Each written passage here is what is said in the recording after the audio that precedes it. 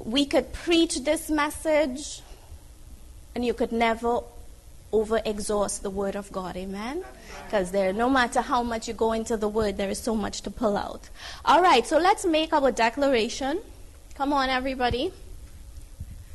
Expectation has its foundation in a promise, not a promise made by man who changes his mind based on behavior, but a promise made by the one who is faithful to his promises, even if I fail. God cannot lie, and if he promised it, he will bring it to pass.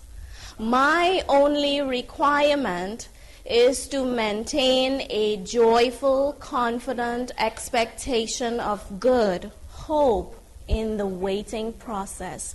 Now put your hands over your heart and let's pray this prayer.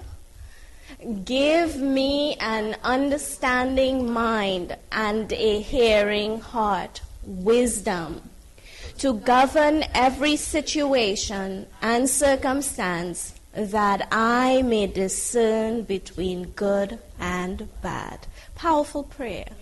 Amen. So I hope your mind is alert and your heart is ready and to receive the Word of God this morning. Amen. Okay, so this morning, the title of the message is A New Thing. Now go on down. So I want to pick it up with Mark chapter 2, verse 22. And it says, no one puts new wine, Jesus is speaking, and he says, no one puts new wine, say new wine, into old wineskins.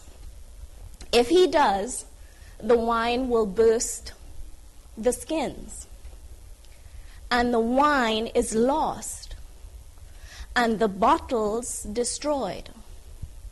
But new wine is to be put in new, fresh wineskins. Very powerful piece of scripture. We read this over sometimes, we skim it over and we move ahead. Not really trying to understand what it means. We're coming into a new season. Spring is on the way.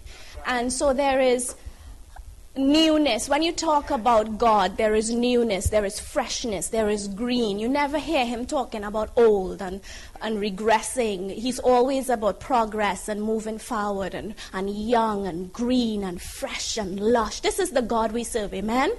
So he's getting ready to do a new thing. And he's saying that the new thing that I'm going to do, it cannot be put into old wineskins. New wine cannot be put into old wineskins because the old wineskins is already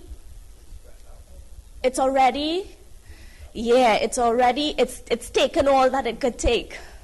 And if I go to put this new thing in there, it's just going to waste the new thing. And so Jesus is getting ready to do a new thing. Yes, amen. He was about to go take the cross. He was about to be crucified. And so he's getting ready to do a new thing. And I'm excited about that because when my Jesus is in the house, there is always a new thing happening. Amen. All things have to move out the way. That's right. That's why we only have young people in here. Amen. Come on, somebody. Because God is always doing a new thing. And he's actually reversing the aging process once you come to HGM. So there's no need for Botox. You're going to save money, right? And that same money you're going to have to put in the tithes and offerings. Isn't he a good God? Come on, somebody. So he's always doing a new thing, amen? Okay, so keep this verse in mind because it's where we're going to come back to. It's going to keep this in the back of your mind, all right? Go on down. The new order is established. So we're going to take it up from the 2 Corinthians 5:17 says, therefore, if any person is ingrafted in Christ, the Messiah, he is what? He's a new creation. Love God's vocabulary, you know. If any person is engrafted in Christ, the Messiah, he is a new creation, a new creature altogether.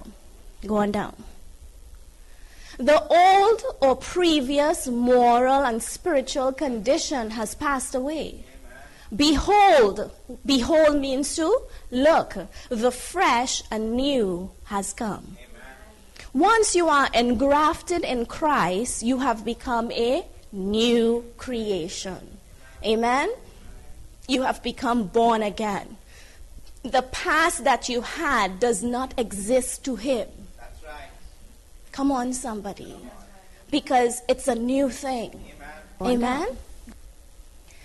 Old and new cannot mix. Water and oil cannot mix. Right? Old and new cannot mix. Romans 12:2 says, so do not be conformed to this world or this age that you're living in. All right? Fashioned after and adapted to its external, superficial customs. Can I read that again? Do not be conformed. It means do not give into. Do not go that way.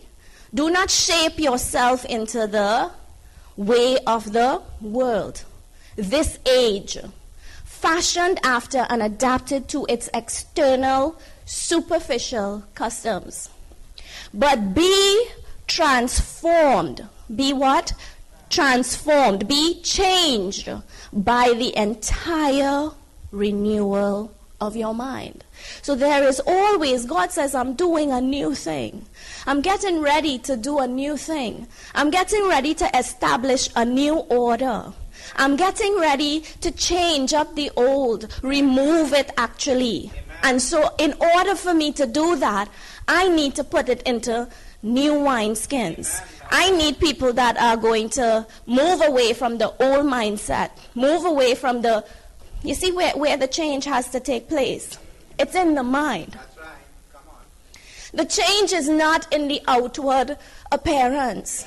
Because it says, do not be conformed to this world, adapted to its external, superficial customs. The changing is not on the outside. The changing is on the inside. And most of the times, or for the believer, the victory is in the renewing of the mind. Okay? That's right. So the new thing that God is going to do is in your mind. It's in the place where the battlefield is. The battlefield is in your mind. Nobody in fighting you, but you thinking somebody thinking this about you. Where the battle happening? In your mind. People probably don't even know you exist. But people have a problem with me. They don't even know your name. Oh, you see how she watch me? Did you see how he look at me? They're not even concerned, but it's in your mind. And so God says that we have to be transformed and changed by the entire renewal of your mind. Amen? So you've come for mind transformation this morning. Amen. Mind transfusion. Come on. Go on down. So he says, now being transformed by the entire renewal of your mind, by its new ideals and its new attitude. Love that. You see this? You cannot have change with old attitude. It have to be a new attitude. Come on. Attitude is everything I'm learning in this Christian walk, yeah? God is very concerned about your attitude. Very. So that you may prove for yourselves what is the good and acceptable and perfect will of God. Even the thing which is good and acceptable and perfect in his sight for you. Amen? The way you are going to know the perfect will of God and what is perfect for you is when you are renewed in your mind. When you get rid of the stinking thinking. Ooh, did I just say that? You ain't saying amen, but it's all right. So, we got to get renewed in the mind because God is doing a new thing. He says, I cannot put the new thing in the old wineskins. I need to get the wineskins. I need to get new wineskins in order to pour this in. Amen? And how many of you know what God has to pour in is a lot? Amen. It's big. He's a big God, you know. It's our limited thinking that he wants to just give us a drop. He says, but my cup runneth over. If David was smart, he would have bring a basin. You understand? So when you come before the Lord, stop bringing your little cup. He's a big, big God, and he wants you to ask for big, big things, because he's getting ready to do a new thing. Or time for the time for the old is gone. And I am so... Anyway, let me not preach myself happy yet.